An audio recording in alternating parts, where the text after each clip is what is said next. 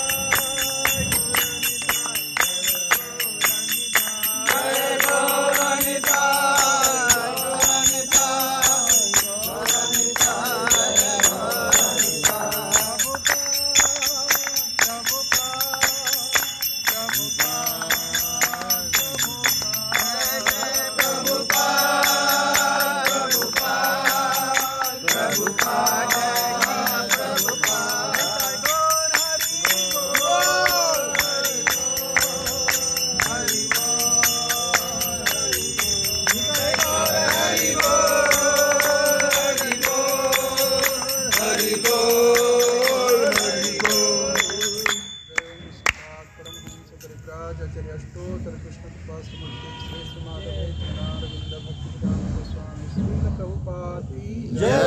श्री श्री वृंदावन धाम की जय। श्री श्री कृष्ण बलराम जी की जय।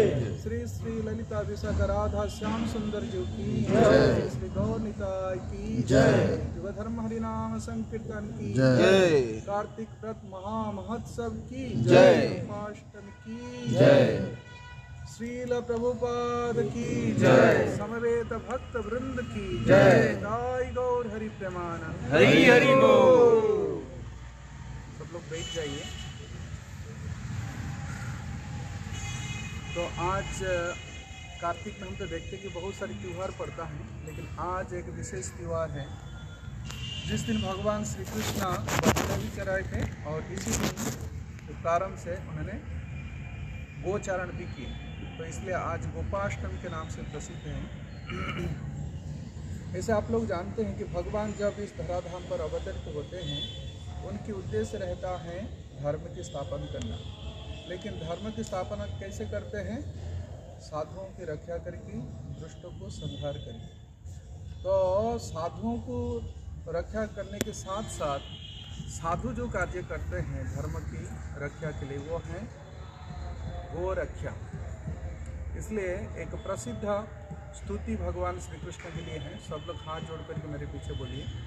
नमः ब्रह्मण्य देवाय, नमः ब्रह्मण्य देवाय, ओ ब्राह्मण्य हिताय च, ओ ब्राह्मण्य हिताय च, जगत हिताय कृष्णाय, जगत हिताय कृष्णाय, गोविंदाय नमो नमः, गोविंदाय नमो नमः, ब्रह्मण्य देवाय, नमः ब्रह्मण्य देवाय, ब्रह्मण हिताय च, जगत हिताय कृष्णाय, जगत हिताय कृष्णाय, गोविंदाय नमो नमः, गोविंदाय नमो नमः, नमः ब्रह्मण्य देवाय, नमो ब्रह्मण्य देवाय, ओ ब्रह्मण हिताय च, ओ ब्रह्मण हिताय, जगत हिताय कृष्णाय, जगत हिताय कृष्णाय, गोविंदाय नमो नमः, गोविंदाय नमो नमः। तो भगवान श्री कृष्ण है ब्रह्मण्य देव। ब्राह्मण की हित करते हैं, ब्राह्मण को सम्मान करते हैं, ब्राह्मण की पूजा करते हैं। सुदामा जैसे विप्र कृष्ण ने सम्मान की पूजा की। परंतु भगवान जब धर्म की स्थापना करने के लिए यहाँ अवतरित होते हैं, तो उन्होंने स्वयं कुछ आचरण करते हैं। द्वारका लीला में हम देखते हैं उन्होंने ब्राह्मण को सत्कार किए, सम्मान किए। लेकिन प्रारंभ से जब उनको लगभग 3 साल से थोड़ा बड़ा, अर्थात 3.5 साल पूरा भी नहीं हुआ था, ततश्च पौगंड वयोश्रितो, अर्थात 3.5 साल में उनके पौगंड की अवस्था आ गया था, अर्थात लगते थे कि 7-8 साल के हो गए। तो इस अवस्था में उन्होंने देखे कि पिताजी वो जा रहे हैं क्या करने के लिए? गोचारण करने के लिए।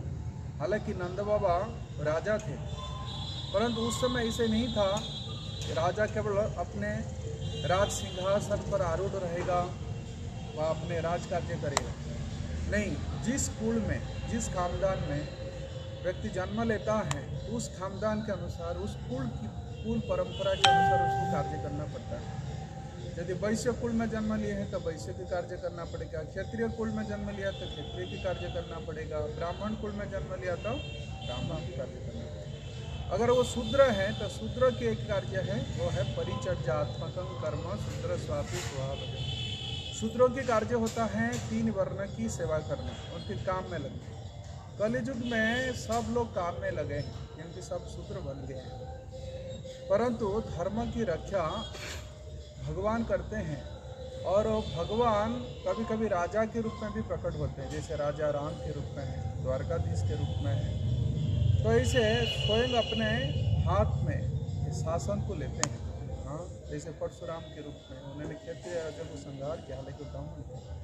और जब जब राजा इस प्रकार दुराचारी हो जाते हैं तब भगवान स्वयं हथियार लेते हैं, अपने हाथ में शासन के भार लेते हैं। परंतु यहाँ वृंदावन में भगवान श्री कृष्ण कोई हथियार उठाए नहीं। यहाँ जितने सारे असुर आए तब भगवान उसको खेल खेल में सबको मार डाले, लेकिन अपने धर्मों को रक्षा करने के लिए स्वयं भगवान आचरण किए क्या? कृषि, गोरक्षा, वाणिज्य, वैश्य कर्म स्वभाव। वैश्य कुल में जन्म लिए थे, नंद बाबा की वो पुत्र थे, नंद की लाल। और बलराम भी जो रोहिणी की पुत्र के नाम से जाने जाते हैं और वसुदेव की पुत्र है, परंतु वो भी नंद भवन में थे, उनकी जन्म वहाँ पर। तो इसलिए ये दोनों भाई जो पृथ्वी की भार उतारने के लिए यहाँ अवतरित हुए थे, भार अवतारण चाहिए। कुंती महारानी भी स्तुति करती हैं कि भगवान का मिशन है कि पृथ्वी की भार को उतारना। और पृथ्वी माता जानते हैं, उन्होंने इस भार को उतारने के लिए, अपने भार को उतारने के लिए उन्होंने गाय बनकर के गई थी, वो भूतवा गाय बनकर की सारे देवताओं को साथ में लेकर की और क्रंदन की क्षीर सागर के तट पर। और भगवान विशेष करके ये पृथ्वी माता की प्रार्थना को सुन करके, उनके क्रंदन को सुन करके, देवताओं की प्रार्थना सुन करके धराधाम में स्वयं अवतरित हुए और ब्रह्मा जी को उन्हें ट्रांसमिशन किए हृदय में, आप बताओ हाँ कि मैं इस पृथ्वी की भार उतारने के लिए मैं जदुकुल में अवतीर्ण होगा और सारे देवता जदुकुल में प्रकट हो जाए। परंतु ब्रह्मा जी नहीं आए। ब्रह्मा जी सबको ये मैसेज दिए, ट्रांसफर किए कि ऐसे ऐसे भगवान ने बताए हैं। और भगवान आते ही प्रारंभ से अपने पिताजी को बोलने लगे, पिताजी मैं भी चलूं, मैं भी गाय चराने चलूं। देखते थे कि पिताजी ऐसे गाय लेके जाते हैं और भगवान की स्वाभाविक स्नेह था गौओं से। लेकिन बड़े चिंता है कि यह छोटा बच्चा है और गौओं की सींग है, सांड की सींग है, तो अगर वो सींग लग जाए तो अपने पुत्र की सुरक्षा की चिंता करते हुए डर जाते हैं। लेकिन वो बार बार अपने हाथ में एक छड़ी उठा लेते हैं और गौओं के पीछे चल पड़ते हैं। और गौओं के अंदर भी इस प्रकार इतनी वात्सल्य स्नेह थी, वो तो साधारण गाय नहीं है और ये भूमि भी साधारण भूमि नहीं है। ब्रह्म संहिता में कहा गया है, चिंतामणि प्रकर्षत्म सुकल्प वृक्ष लक्ष्यावृतेषु सुरभिरभिपालयन्तम्। ये जो जिस भूमि पर हम बैठे हैं, हालांकि बाहर जगह बैठने में खराब लगेगा, लेकिन इस भूमि के राज को पाने के लिए बड़े बड़े देवता भी तरसते हैं, ब्रह्मा जी जैसे। और स्वयं इस भूमि व इस मिट्टी को भगवान अपने मुख में लिए लुदोवाक्य ने लीला है। तो इसलिए इस राज सामान्य राज नहीं है। हम ऐसे दृष्टि लेके आए हैं कि हम लोग थोड़ा वृंदावन घूम के आ जाएंगे, मंदिर दर्शन करेंगे, लोही बाजार में आ जाएंगे, थोड़ा मिठाई खरीद करेंगे, कोई ड्रेस खरीद कर लेंगे, कोई दीदी के लिए सामान खरीद करेंगे। लेकिन इस भूमि का मर्यादा ऐसे नहीं है कि हम लोग आए और पिकनिक बना करके चल गए। वास्तविक इस भूमि को आने के लिए, इस भूमि में रहने के लिए बड़े बड़े देवता प्रार्थना करते हैं, प्रभु जी उस स्थान पर हमको वास दीजिए। निज निकटे निवास देवी गोवर्धनम। और भगवान के कितने ये प्रिय स्थान है। भगवान का तो जिस स्थान को छोड़कर के मैं नहीं जाता हूँ, वृंदावनम परित्यज्यम पादम एकम न गच्छति, एक पग भी बाहर नहीं निकालते हैं भगवान। और भगवान की सबसे जो मधुर लीला है इस वृंदावन भूमि पर, इस ब्रज भूमि पर प्रकट हुई।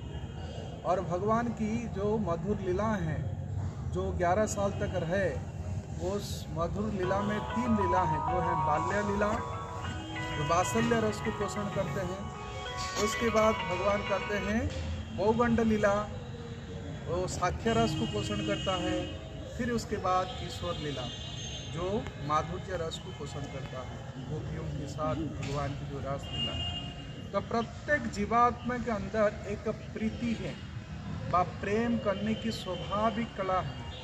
परंतु हमको पता नहीं है हमको किसके साथ प्रेम करना चाहिए ताकि वो प्रीति व प्रेम अटूट रहे। हम लोग को पता नहीं है art of loving, art of living. हमको प्रेम करने की कला सीखना चाहिए, जीवन जीने की कला सीखना चाहिए, लविंग एंड लिविंग। तो भगवान जो शाश्वत आनंदमय घन है, उनके साथ यदि जीव की संबंध हो जाता है, उनके साथ जब जीव की प्रीति हो जाती है, वो प्रीति वो प्रेम कभी टूटता नहीं है। परंतु ये संसार में हम जिसके साथ करते हैं प्रेम, जिसके साथ हम संबंध रखते हैं, वो सब टूट जाता है और ये फिर कुछ समय तक रहता है, वो शाश्वत नहीं है। परंतु जीवात्माएं हम सबकी अंदर जो आत्मा एक चाह व डिजायर जो करता है, इच्छा करती है, तो ये चाहता है कि शाश्वत प्रेम, शाश्वत संबंध। हमारे ये शरीर के साथ जो संबंध है ये टेम्पररी है, क्योंकि शरीर टेम्पररी है और शरीर हर क्षण परिवर्तित होता है। हाँ, हर मोमेंट, इसकी कोई स्थायित्व तो नहीं है। और कितनी सारी जीवात्माएं इसे शरीर धारण करते हैं, फिर काल चक्र से फिर वो नष्ट हो जाते हैं, है ना। वृद्धावस्था आ गया, फिर मृत्यु आ गया, फिर अस्तित्व नहीं रहती। तो इसलिए जो जीवात्मा का शाश्वत सुख चाहता है, शाश्वत घर चाहता है, शाश्वत स्टेइंग चाहता है, सब चाहते हैं कि शाश्वत जीवन। ये शाश्वत जीवन के लिए भगवान श्री कृष्ण एक संदेश लेके आए कि कैसे हम भगवान के साथ अपने शाश्वत संबंध को स्थापन कर सकते हैं। तो इसलिए वृंदावन में 3 जो मुख्य लीला हैं, उनकी बाल्य, पौगंड और किशोर, तो वात्सल्य, साख्य और माधुर्य रस को पोषण करने वाले हैं। तो ये 11 साल ये वृंदावन में रहे, लगभग 11 साल, पूरा नहीं। तो इसके बाद फिर उन्होंने मथुरा जाते हैं, फिर उसके बाद द्वारका लीला है। तो ये जो गोचारण लीला है वो वास्तविक तीनों रस को पोषण करता है, मुख्यतः साख्य रस, क्योंकि अपने मित्रों के साथ, कुआं बाल के साथ वो बछड़ा चराने के लिए व गोचारण करने के लिए जाते हैं। परंतु साथ साथ गोपियाँ तरसते हैं कि जब भगवान श्री कृष्ण यहाँ वृंदावन लौटते हैं तो गोपियाँ दिन भर प्रतीक्षा करते हैं, उनका आँख ऐसे तरसती हैं कि कब लौट कर के आएंगे। उनकी एक एक क्षण एक एक जुग के समान प्रतीक होता था, 12 साल जैसे लगता था। तुति जुगायते त्वं अपश्यतम, गोपियों ने गोपी गीत में गाए हैं। अटति जत्भवान्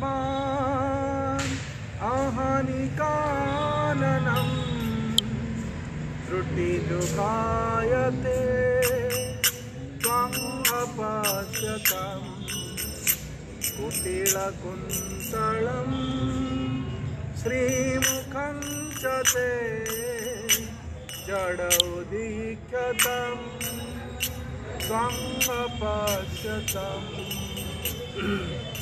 कहते हैं जब आप दिन की समय अटकी जत्भवान् आहनि, मतलब दिन की समय जब आप बछड़ा चराने के लिए, गोचारण करने के लिए चल जाते हैं, तो हम लोग दिन भर तरसते हैं आपकी मुख को न देखने के कारण। भगवान के मुख कैसे हैं ना, घुंघराले बालों से ढका हुआ है।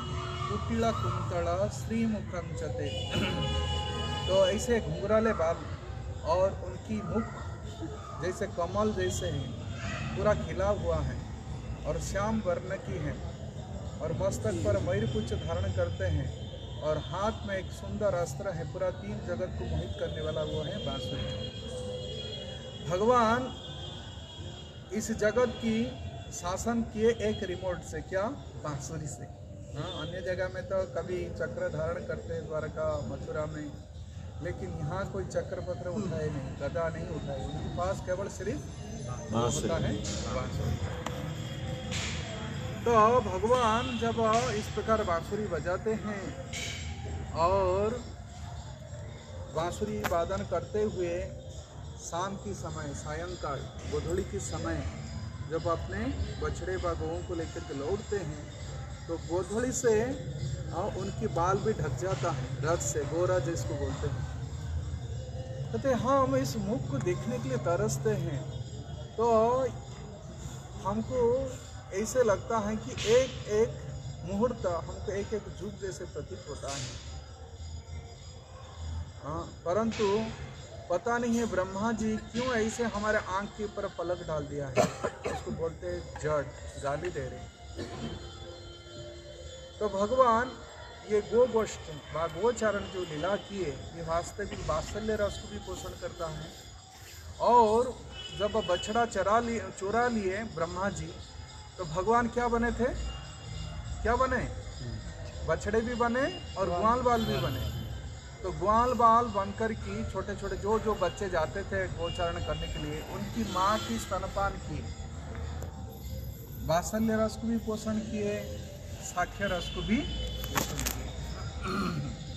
और कहीं भी वर्णन है तो जंगल में, जैसे हम जानते झूलने की जो खेल है, तो वो गोपियाँ जाते थे ना, वो जंगल के अंदर जो पिली पोखर है बरसाना में, तो वहाँ पर झूला उत्सव है। तो भगवान ऐसे गोपियाँ भी झूला झूलाते हैं और झूलते हैं, और ठाकुर जी भी स्वयं राधा रानी के साथ में झूला झूले।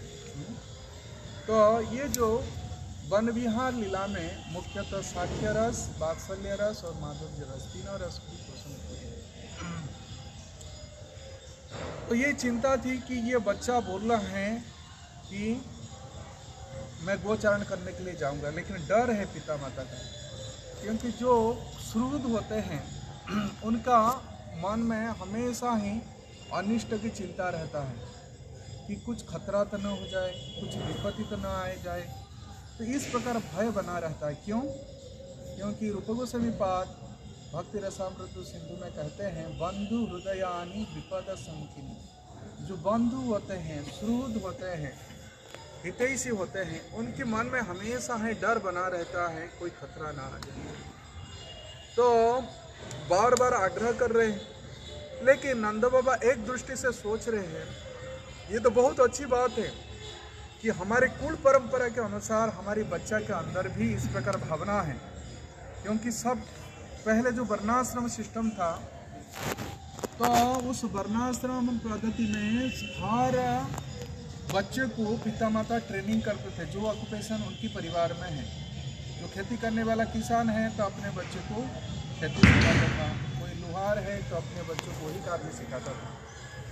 परंतु नंद बाबा कह रहे कि देखो, हमारे बच्चों को तो हम तो सिखाए नहीं, लेकिन स्वाभाविक रूप से उनके मन में इस प्रकार उमंग है, उत्साह है कि मैं गोचारण करने के लिए जाऊं।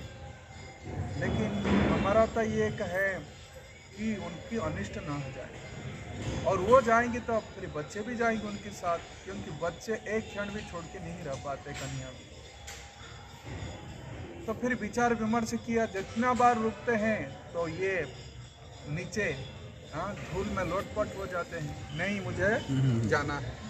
तो बहुत प्रकार प्रतिदिन गोगोष्ठ जाने की पहले यही चलता है कि कृष्ण को रोकने के लिए बहुत बार बार प्रयास किया जाता है।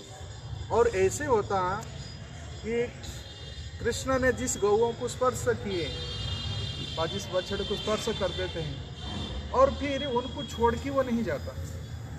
वो कितने भी पीटते हैं उस गाय को, वो आगे नहीं बढ़ता। लो, पहले तो गाय सब चल जाते थे, लेकिन अभी एक ये हो गया कि कृष्ण के बिना गाय भी नहीं आगे नहीं जा रही। क्या क्या करें?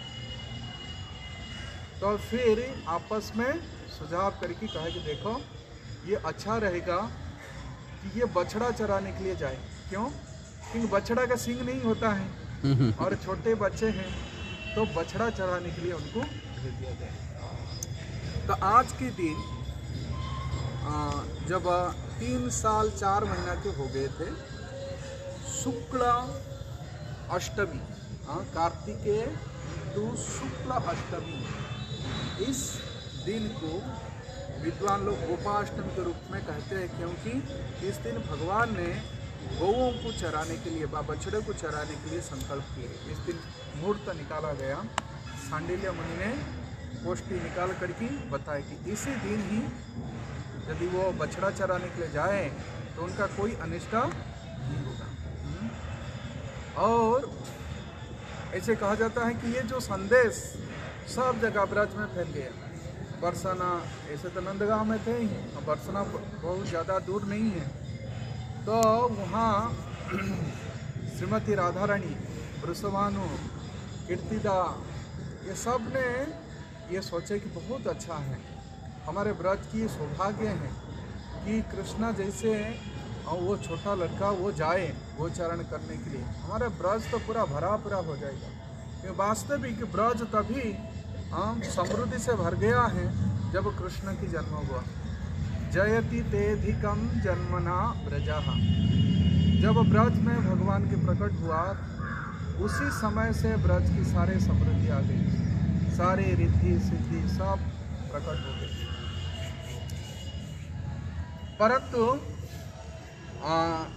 इसके लिए एक मुहूर्त और इसके लिए एक अनुष्ठान होना चाहिए, क्योंकि कोई वैदिक अनुष्ठान के बिना कोई कार्य करते हैं तो उस कार्य में कुछ अनर्थ हो सकती है। तो इसलिए उन्होंने एक वैदिक अनुष्ठान एक यज्ञ संपन्न किए और राजा होने के कारण उनके सारे प्रजाओं ने बहुत उपहार लेके आए।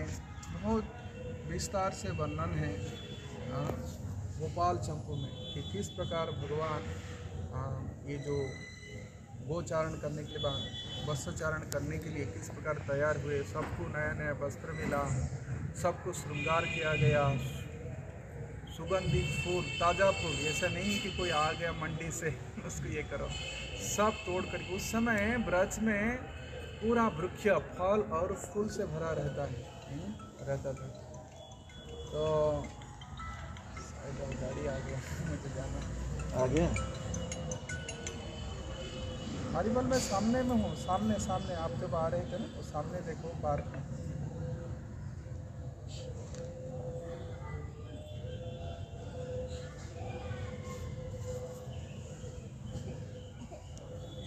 तो ब्रज इसी प्रकार समृद्धि से भरा था और सांडिल्य मुनि ने इस प्रकार ये किए, आयोजन किए, स्वस्ति वाचन किए। स्वस्ति वाचन मतलब सुअस्ति, बहुत अच्छा, बहुत मंगल हो।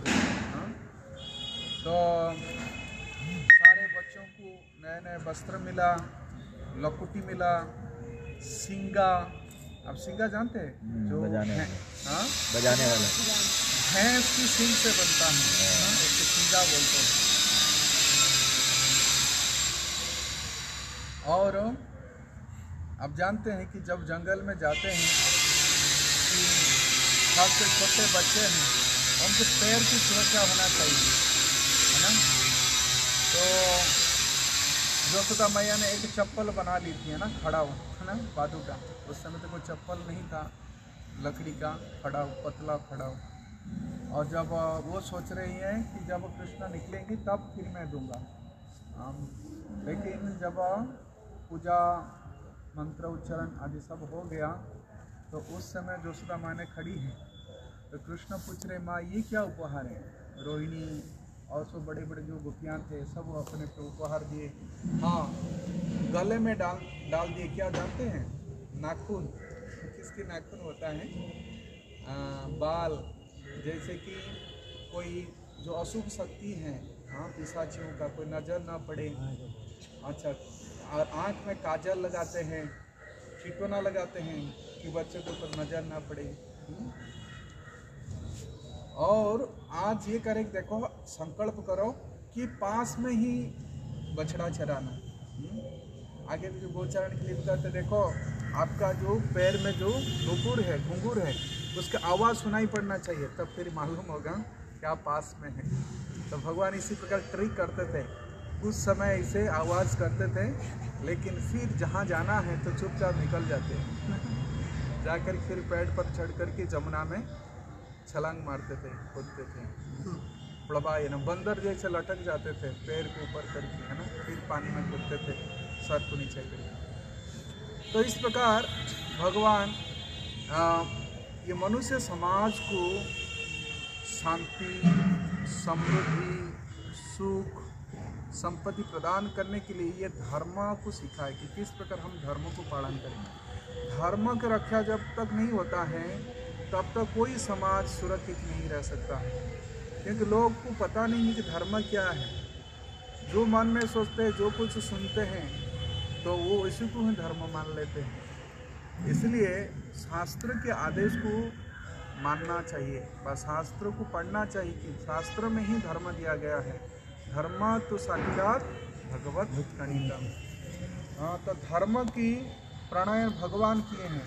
और भगवान कहते हैं धर्म की प्रणयन कैसे किया हूँ, वेदेश सर्वे अहमेव वेद्य वेदांत वेद विदेह चाहम। तो जो वेद है, तो वेद शास्त्र में धर्म की प्रणयन हुई है। तो इसलिए शास्त्र को प्रमाण मानकर तस्मा शास्त्र प्रमाणम से कार्य कार्य व्यवस्थित ज्ञानत्वा शास्त्र विधानक्षम कर्म कर्तृ विधान। ये शास्त्र की विधान क्या है इसको जानकर के हम कार्य करना चाहिए, तो फिर प्रमाद नहीं होगा। तो भगवान शास्त्र की उक्ति को स्वयं पालन करके सिखाए। कुछ चीज़ है कि लोग को करके सिखाते हैं, दिखाते हैं, प्रैक्टिकल। तो ये देखो प्रैक्टिकल, हम थ्योरी किए थे, अभी प्रैक्टिकल है। मक्खी का, हाँ पानी का बूंद गिरा, नहीं मक्खी का नहीं, पानी का बूंद गिरा,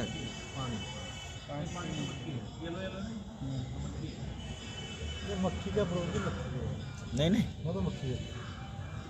एनीवे चलिए, पीपल के पत्ते से। तो ये जो धर्म की रक्षा भगवान प्रारंभ से सिखाए वो है क्या है। एक भाई ने हल उठा लिए, बलराम, इनको हलधर भी कहते हैं ना। हल और मुसल था उनके पास, तो हल से उन्होंने एग्रीकल्चर, जिसको हम कहते हैं कृषि, गीता में जो श्लोक है कृषि गोरक्षा वाणिज्य, है ना। तो गो ही कमन है, कृषि की भी पोषण होता है गौओं से, है ना। गौ की गोबर चाहिए, गोमूत्र चाहिए, हल करने के लिए बैल चाहिए, है ना। और गौ रखने से, गौ से ही होगा ना बछड़े। तो गाय को हम माँ बोलते हैं और बैल को पिता, है ना। हमारे माता पिता वास्ते भी कौन है, गाय और बैल है, हाँ। लेकिन इसको हम हटा दिए हैं, अभी कुत्ते को रख दिए हैं, तो कुत्ता कल्चर हो गया है, कुत्ता बिल्ली, तो गाय कल्चर नहीं है। इसलिए भगवान अपने भाई को दे दिए कृषि का डिपार्टमेंट, कल्चरल डिपार्टमेंट, है ना, एग्रीकल्चर डिपार्टमेंट, है ना। एग्रीकल्चर, कल्चर का उत्पत्ति होता है एग्री, है ना, कृषि कर्षण करने पर, है ना। हम लोग को इसमें डिसएग्री है। एग्रीकल्चर है, हमारी कल्चर इस पर है, लेकिन अभी कोई हल नहीं चलाता है, सब ट्रैक्टर में ही करते हैं। और खाद की बदले, क्योंकि हम गाय नहीं बचाए, गोबर नहीं मिल रहा है, तो हम क्या कर रहे हैं, फॉस्फेट सब डाल रहे हैं ना, हाँ यूरिया डाल रहे हैं, हाँ। तो उसी से हमारे सब पॉइजन, हम अभी जो भोजन कर रहे हैं वास्तविक वो फूड नहीं है, वो क्या है, पॉइजन। इसलिए दिन पर दिन सब हमारा आयु घट रहा है। लोगों की बुद्धि और विवेक, विचार, आध्यात्मिक चीज़ में कोई रुचि नहीं है, मन में कोई स्थिरता नहीं है, कोई शांति नहीं है, लोगों के अंदर कोई सद्भावना नहीं है, किसको हेल्प करने का भी इसी प्रकार मूड भी नहीं बना ना, सब अपने स्वार्थ पर ही टिके हुए। परंतु देखो, यदि कृषि ना हो और यहाँ इस तरफ हम जो वाणिज्य करते हैं, व्यवसाय कर रहे हैं, उसमें धोखाधड़ी चल रहा है ना, तो वाणिज्य का भी प्रोटेक्शन मिलता है गाय से। इसलिए कृषि गोरक्षा वाणिज्य, गाय कमन है, इस तरफ रहा कृषि, इस तरफ रहा वाणिज्य। तो एग्रीकल्चर का भी पोषण होता है। अगर व्यवसायी लोग, है ना, पहले जितने भी व्यवसायी होते थे, अन्ना व्यापार जो है, जो हम कहते हैं अनाज मंडी व्यापार होता था, केवल अनाज का, हाँ, सब्जियों का, हाँ, सोना चांदी, ये तो बहुत बड़े बड़े लोग व्यवसाय करते थे, हाँ। डायमंड व्यवसाय जैसे आप भी चल रहा है, लेकिन उस समय मुख्य व्यवसाय होता था कृषि उत्पाद का व्यवसाय, है ना। मट्ठा बेचने के लिए गोटियाँ जाते थे, है ना, दही, हाँ, मिठाई, माखन, वो बेचने के लिए जाते थे। अनाज ऐसे बेचा नहीं जाता था, अनाज के एक्सचेंज होता था। आप देखें, पैसे के वो फल वाली फल लेके आई और भगवान ने क्या दे रहे हैं, अनाज, एक्सचेंज होता था। जिसका जो प्रोडक्शन होता था उस द्रव्य के साथ विनिमय होता था, इससे द्रव्य विनिमय होता था। लेकिन आजकल ये सब कल्चर हम नष्ट कर रहे हैं। तो कलियुग जितना जितना अभी सब बढ़ेगा, तो उतना हम धर्म से बहुत दूर हट जाएंगे, और हमारे यहाँ जो जीवन है बहुत विपत्तियों से, बहुत रोग से, बहुत चिंता से ग्रसित रहेगा, और कोई परिवार नहीं रहेगा, कोई समाज नहीं रहेगा, आजकल तो देखें ना कितने छोटे छोटे परिवार हो गए, है ना। पहले लोग एक साथ रहते थे, 4 भाई 5 भाई एक साथ रहते थे। आज अकेले भी अपने बच्चों के साथ नहीं रह पाते। बच्चे तो अब पिता माता के साथ लड़ाई कर लेते हैं, और उतना नहीं, फिर पति पत्नी में भी वाद विवाद होता है। तो पारिवारिक जीवन से सामाजिक जीवन तक कोई किसी जीवन में शांति नहीं है। हाँ, लोगों की तनाव इतना बढ़ रहा है, मानसिक तनाव। इसलिए हम लोग जब आते हैं कि हम धाम आ गए, तो कुछ शिक्षा को लेके जाना चाहिए कि हम अपने जीवन में कैसे इसको पालन करें। कम से कम हम गौओं को बचाने के लिए, है ना, जैसे कि हम चारा डालें। हम तक जिनके पास लैंड है, तो प्रभुपाद बहुत स्ट्रेस दिए हैं कि हम धर्म की जो प्रचार कर रहे हैं कृष्ण चेतना, हमारा main motto is to protect cows. अब मैं परसों ये लेक्चर सुन रहा था, वो 1969 में दिए थे मायापुर में। तो जाओ first priority to protect the cows, क्योंकि गौओं का दूध जो है वो ब्रेन को नरिश करता है, जिससे कि ब्राह्मण का गुण आ जाता है। अभी हमको पैकेट का दूध मिलता है, कौन से दूध है वो पता नहीं है, दूध पाउडर है, लेकिन गाय का दूध नहीं है। गाय का दूध को तो हम अमृत कहते हैं। माँ यदि बच्चे को जन्म देती चल गई, लेकिन उसकी पोषण गाय के दूध से होती है। बहुत आवश्यक है।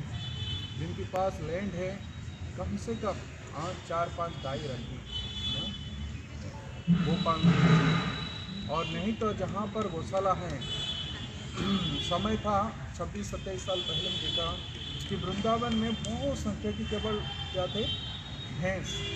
आज बड़े आश्चर्य की बात है, आप जहाँ भी जाओ देखो देसी गाय है। उन्होंने बहुत बड़ा क्रांति लाए, RSS जो संघ है तो बहुत बड़ा क्रांति लाए। ये देसी गाय का महत्व को प्रकट किए। लोगों को पता नहीं है, क्योंकि लोग सुनते भी नहीं, जानते नहीं है इस विषय।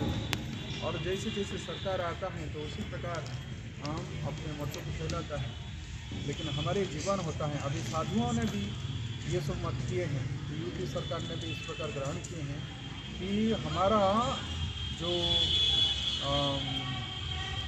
देश है, पहला तो ये होना चाहिए कि गाय को जातीय पशु के रूप में घोषित करें, और हमारी गो केंद्रित कृषि होना चाहिए, मशीन केंद्रित नहीं। और सभी किसानों को गाय दिया जाए, कम से कम 1-2 गाय। अभी तो जो भी सरकार ने कुछ दिए हैं, है ना, लोगों को जो गाय रखे हैं उनको कुछ पैसा भी दे रहे हैं। गुजरात में भी इस प्रकार है, तो सरकार की तरफ से भी अभी मदद मिल रही है, अच्छा है। तो उसी प्रकार हम व्यक्तिगत तरफ से ही कुछ प्रयत्न करना चाहिए गायों को बचाने के लिए। जहाँ तक हम गौ को हम दर्शन करें, प्रणाम तो करें, और हम जो रोटी निकालते हैं भोगराज के रूप में, पहला रोटी गाय की है ना।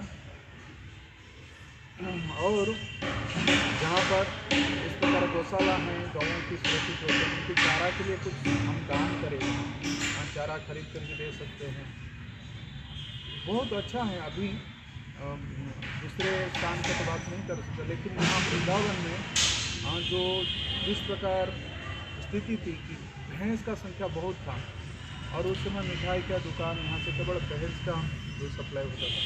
आज जहाँ भी जाओ, राजेंद्र महाराज हैं, वहाँ उनकी जो गौशाला है, चंद्र सरोवर और पखवाड़ा की जो महाराज हैं, उन्होंने खोले हैं जड़पुर रमेश बाबा के, हाँ, रमेश बाबा की। इस प्रकार जो गौ समृद्धि हो रहा है, तो उससे हम हाथ बंटवाना चाहिए। खाली ये लीला को सुनकर के हम आनंद नहीं लेना चाहिए, हम कुछ कर्तव्य भी करना चाहिए रक्षा के लिए। भगवान ने बछड़ा बनकर के यहाँ घास भी चरे एक साथ, आप ध्यान रखिए। भगवान स्वयं जब बछड़ा बने थे, ये घास भी खाए, और ग्वाल बाल बनकर के वो स्वयं ग्वाल बाल बने थे। 1 साल के लिए सारे ग्वाल बाल बन करके वो गाँव चढ़ते हैं। हाथ में ऐसे भी वर्णन है कि ऐसे सब घास को ये करके गौओं को देते थे। अब हर गाय आ जाता था कि भगवान घास खाने के लिए। और यहाँ पर जो पर्वत को हाथ में उठाए, वो कौन से पर्वत था? गोवर्धन, जो गौ को बढ़ाने वाला है। वृंदावनम गोवर्धनम जमुना पुलिनानि चहा चरन्तु राम माधवयो उत्तमः। वो कहते हैं कि जब कृष्ण बलराम आ रहे थे तो पहला जो महावन से वृंदावन आ रहे थे तो पहला देखे गोवर्धन इतनी सुंदर हरा भरा था, और गोवर्धनम वृंदावनम यहाँ पूरा वृक्षलता से भरा हुआ था। और जमुना को देख करके भगवान मन बना ली, यहीं पर मैं अपना लीला करूँगा, खेलकूदा करूँगा। बहुत कृष्ण और बलराम को उत्तम प्रीति, बहुत आनंद आ गया, और बच्चे भी साथ थे, एक सकट पर आ रहे हैं। तो ये लीलाओं को तो हम तो केवल सुन रहे हैं, लेकिन वातावरण ऐसे था। और आज की स्थिति देखिए, कितने बड़े बड़े बिल्डिंग बन गया। हाँ, तो जमुना किनारे की सब लोग कब्जा कर रहे हैं, लेकिन वो वृक्षलता से भरा हुआ ये वृंदावन, और आज ये वृंदावन नहीं है। और गोचारण भूमि जो था, सरकार भी पहले जैसे तो गोचारण भूमि, उस पर कोई कंस्ट्रक्शन नहीं हो सकता, कोई घर नहीं बना सकता। तो आज वो गोचारण भूमि भी सब चल गया है। गौओं के लिए सरकार का भी चिंता था, राजा का भी चिंता होती थी कि पहले गौओं का रक्षा होना चाहिए। और जो सरकार इस प्रकार गौ रक्षा के लिए कोई संकल्प नहीं करता है, देखने में से नहीं है, तो निश्चित रूप से देखिए कि ना है राजा सुखी रह सकता है ना प्रजा। तो इसी प्रकार बड़ा बड़ा युद्ध होगा। आप देखो पाश्चात्य जगत में क्या हो रहा है, लड़ाई चल रहा है शांति। तो इस प्रकार हम वृंदावन की जो कल्चर है यही धर्म की कल्चर है, और वहीं से ही भगवान कुरुक्षेत्र गए गीता के उपदेश देने के लिए, है ना। वृंदावन से गए कहाँ, मथुरा, है ना, मथुरा से फिर द्वारका गए। लेकिन रथ कहाँ से लेके गए थे, हस्तिनापुर से। हाँ, हस्तिनापुर ज़्यादा दूर नहीं है। तो ये गीता की ये जो सार शिक्षा है कि धर्म की रक्षा के लिए स्वयं ने भगवान कृषि, गोरक्षा और ये वाणिज्य जो वैश्य कर्म को स्वीकार करने के लिए। ऐसे तो भगवान कभी ब्राह्मण कुल में जन्म लेते हैं, कभी क्षत्रिय कुल में जन्म लेते हैं, लेकिन कृष्ण के रूप में उन्होंने नंद बाबा के पुत्र बने, क्योंकि वैश्य जाति के धर्म को लेकर। तो ये गोपाष्टमी हम दर्शन करके राधा रानी के इस प्रकार ये गोचारण के लिए उन्होंने भी गोप वेश धारण की, और एक चुनरी दी, ये भी वर्णन है। हाँ, जिसको ढक करके कि कृष्ण के ऊपर कोई नज़र न लग जाए, है ना। राधा रानी ने अभिमंत्रित करके दिया गया। और एक का क्या बोलते हैं जो ढेंकी होता है ना, वो उसको भी पूजन करते हैं, करके इसको 7 तरह लगा करके फिर गोचारण करने के लिए। इसलिए इस पवित्र दिन को मनाएं दर्शन करके, लेकिन जब हम वापस जाएं तो उनकी नीति को हम फिर अपनाएं, तब फिर धर्म की रक्षा हो सकती है। श्री कृष्णचंद्र भगवान की जय, श्री कृष्ण बलराम जी की जय, श्री श्री वृंदावन धाम की जय। जय जय श्री राधे, वृंदावन धाम की जय, प्रभु की जय। बहुत बहुत धन्यवाद प्रभु जी, इतना बिजी शेड्यूल में से निकाल के आए, आगरा जाना है प्रभु जी ने। वो भी थोड़ी सी रिक्वेस्ट करे तो प्रभु जी मान गए और आपके बीच में आए हैं।